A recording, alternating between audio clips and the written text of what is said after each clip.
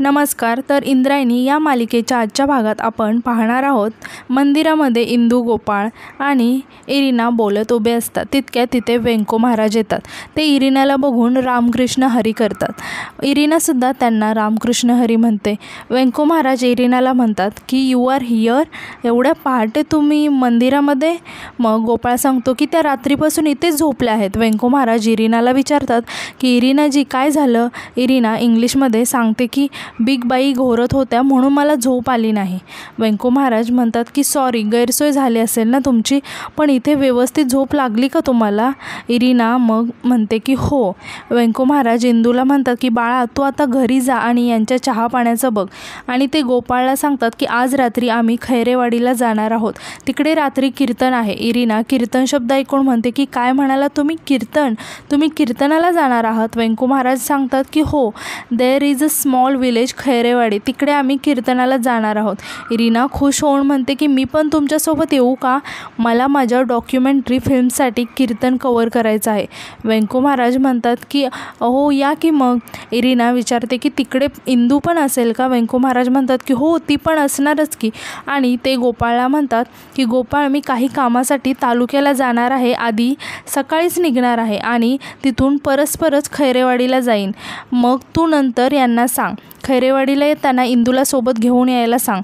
मग ते म्हणतात की मी पूजा करतो. असं म्हणून ते रामकृष्ण हरी म्हणत तिथून निघून जातात. गोपाळ व्यंको महाराज काय म्हणाले ते इंग्लिशमध्ये इरिनाला समजावून सांगतो आणि विचारतो की मी पण तुमच्यासोबत येऊ का? इरिना गोपाळच्या गालाला हात लावत म्हणते की हो, नक्की ये.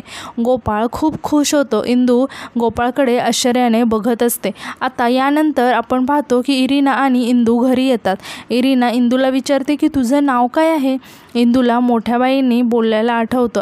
त्या म्हणाल्या होत्या की काही झालं तरी तुझं नाव सांगायचं नाही. इंदू घाबरून अडखळत म्हणते की नदी.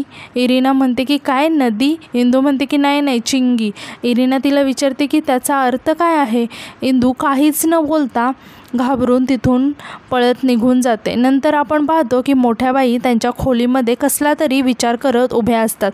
तितक्यात तिथे प्रेमनाथ त्यांच्यासाठी चहा घेऊन येतो आणि म्हणतो की सासूबाई, अगदी गरम चहा आहे, तुमच्यासाठी घ्या. मोठ्या बाई बेडवर जाऊन बसतात आणि चहा घेतात. प्रेमनाथ म्हणतो की सासूबाई, थोडं बोलायचं होतं तुमच्याशी. मोठ्या बाई म्हणतात की बोला पटापटा, टाईम नाही आहे माझ्याकडे. प्रेमनाथ म्हणतो की एक डाऊट आहे, आम्हाला सगळ्यांचं सगळं कळतं, पण एक कळत नाही आहे, ती इंग्लिश बाई आली आहे ना, ती काहीतरी फिल्म बनवणार आहे म्हणे, त्याचा आपल्याला काही उपयोग होणार नाही की आहे की नाही? मोठ्या बाई म्हणतात की छोट्या माणसांच्या ना छोट्याच गोष्टी असतात. अहो, प्रत्येक वेळी तुम्ही पैशाचा काय विचार करता? जरा लांबचा विचार करा ना. प्रेमनाथ म्हणतो की सासूबाई, लांबचाच विचार करतोय आम्ही, पण आम्हाला काहीच समजत नाही, जरा नीट समजावून सांगा ना. मोठ्या बाई म्हणतात की जावई बापू, माझा अधोक्षज आहे, आता किती लहान आहे तो, मोठा झाल्यावर त्याला जर परदेशात शिकायला जायचं असेल तर ती परदेशी पाहुणे आहे ना, तिच्या मदतीने परदेशात जाता येईल. प्रेमनाथ म्हणतो की ते बरोबर आहे तुमचं, पण तुम्ही एक विचार केला का? आता कोण नाही ना, म्हणून इकडे तिकडे बघून तो म्हणतो की आमचे मेहुणे परदेशात जाणार शिकायला, मग इथे गादीवर कोण बसणार? गोपाळ महाराज बसणार. मोठ्या बाई चिडून म्हणतात की गप्प बसा, काही पण बोलता. उचलली जीभ, लावली टाळ्याला. तितक्यात तिथे अंताजी येतात. अंताजीला बघून प्रेमनाथ आणि मोठ्या बाई खूप घाबरतात. अंताजी प्रेमनाथला बघून म्हणतात की पाय पुसणं इथे काय करतंय? प्रेमनाथ घाबरून म्हणतो की काय नाही, सासूबाईंची खुशाली विचारायला आलो होतो. अंताजी रागाने म्हणतात की झाली ना खुशाली विचारून, मग निघ चल इथून. मोठ्या बाई प्रेमनाथला खुणावून अंताजींची माफी मागायला सांगतात. मग प्रेमनाथ अंताजीजवळ हात जोडून म्हणतो की सासरे बुवा, चूक झाली आमची, माफ करा मला. अंताजी ओरडून म्हणतात की लात घाली ना, निघ इथून. मोठ्या बाई अंताजींना म्हणतात की अहो, असं काय बोलताय, जावई आहेत आपले, ते किती जरी झालं तरी आपल्या मुलीचा नवरा आहे. प्रेमनाथ म्हणतो की चुलत सासरे बुवांनी पण माफ केलं आहे मला, तुम्ही पण माफ केलं तर मला बरं होईल, म्हणून तो अंताजींचे पाय धरायला लागतो. अंताजी ओरडून म्हणतात की की हात बघ परत कानाखाली जाळ काढेन, निघ इथून झुरळ तोंड्या कुठला. मग प्रेमनाथ तिथून घाबरून निघून जातो. मोठ्या बाई म्हणतात की अहो मी काय म्हणते. अंताजी रागाने म्हणतात की परत त्या भिकाऱ्या जावयाबद्दल बोललीस ना तर थोबाड फोडीन. मोठ्या बाई मग गप्पच बसतात आणि परत अंताजींना विचारतात की कुठे बाहेर निघालात का, परत कधी येणार आहात. अंताजी म्हणतो की उशीर होईल. मोठ्या बाई म्हणतात की मी पण काय विचारते, तुम्ही कधी लवकर घरी येता. आणि म्हणतात की मला माहिती आहे त्या पोपटरावच्या जावयाकडूनच बोलावणं आलं आहे ना. अंताजी म्हणतात की हो, इगो हर्ट झाला आहे ना त्याचा, परत खेळायचं म्हणतोय. मोठ्या बाई म्हणतात की अहो पण जरा जपून, काय रोज रोज नशीब साथ देत नसतं. अंताजी म्हणतात की बायको जरी अनलकी असली ना आमची तरी पुतण्या लकी आहे आमचा, कळलं का. आणि ते मोठ्या बाईंना रागाने म्हणतात की मांजरीसारखी आडवी येऊ नको, चल निघ, असं म्हणून ते तिथून निघून जातात. नंतर आपण पाहतो की गोपाळ बाहेर अभ्यास करत बसलेला असतो. व्यंको महाराज फोनवरती बोलत तिथे येतात.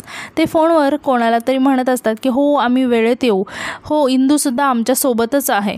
आणि गोपाळ उठून व्यंको महाराजांकडे येतो. व्यंको महाराज रामकृष्ण हरी म्हणून फोन ठेवतात. गोपाळ व्यंको महाराजांना म्हणतो की बाबा ते मायक्रोस्कोप. व्यंको महाराज म्हणतात की हो आहे माझ्या लक्षात. गोपाळ सांगतो की बाबा ते इम्रानचे बाबा तालुक्याला जाणार होते, ते म्हणाले होते की 2 मायक्रोस्कोप आणू शकतो. तो दुकानदार त्यांच्या ओळखीचा आहे ना, परत पैसे दिले तरी चालतील. व्यंको महाराज विचारात पडतात आणि म्हणतात की अजून पैसे. तर गोपाळ नाराज होतो आणि म्हणतो की पैसे नसतील तर राहू द्या मग. व्यंको महाराज म्हणतात की अरे तसं नाही, हे बघ पैशांची सोय होणार आहे, त्याची तू काळजी करू नको.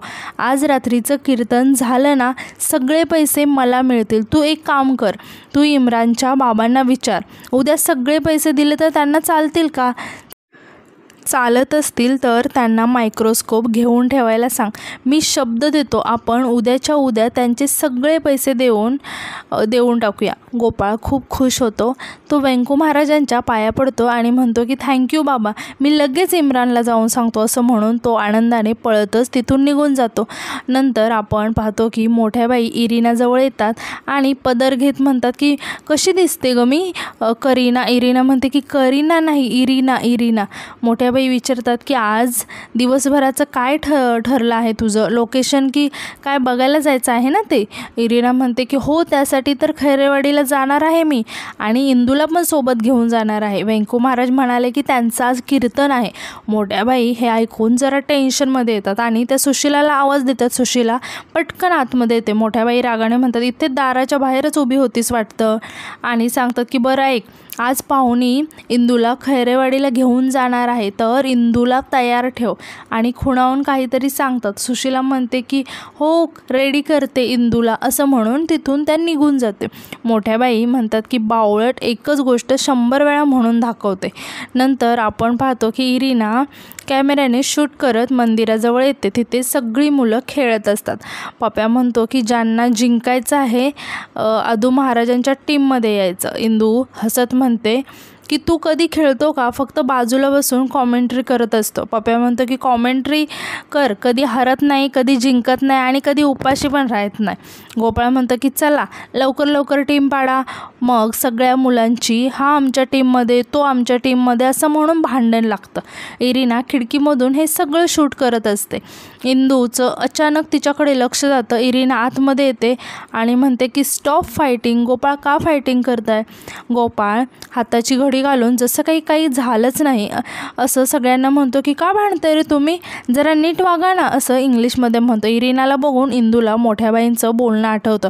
त्या म्हणाले होते की त्या फिरंगीच्या पुढे करायचं नाही. इरिना म्हणते की सॉरी, मी तुमच्या परमिशनशिवाय शूट करत होते. गोपाळ म्हणतो की नाही तुम्ही शूट करू शकता, या. आता इरिना आदूजवळ येते आणि म्हणते की मला बॅट दाखवू शकतो. गोपाळ आदूला म्हणतो की आदू पोज दे. मग आदू वेगवेगळ्या पोज द्यायला लागतो आणि इरिना त्यांचे फोटो काढायला लागते. पप्या गोपाळला हळूच विचारतो तू काय ताई वगैरे म्हणत नाही का त्यांना. गोपाळ त्यांच्यावर चिडून म्हणतो की गप्प बस. पप्या म्हणतो की मोठ्या आहेत ना त्या म्हणून. गोपाळ म्हणतो की आता गप्प बसतो का, तोंडात तुझ्या बोळा कोंबू. इंदू शांतपणे त्यांच्याकडे बघत असते. पप्या इरिनाला म्हणतो की गुड मॉर्निंग इरिना. गोपाळ त्याला जोरात चिमटा काढतो. मग पप्या म्हणतो की ताई ताई. इरिना त्यांना विचारते की तुम्ही काय करताय. आदू सांगतो की वी आर खेळिंग क्रिकेट आणि टीम पाडिंग.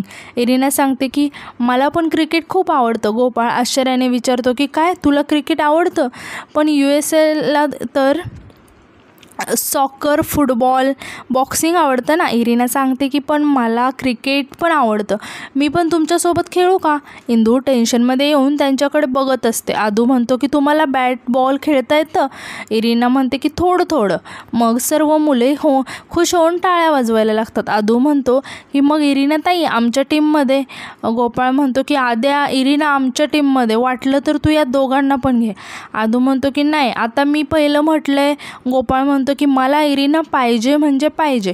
इरिना म्हणते की गोपाळ मी आदूच्या टीमकडून खेळू.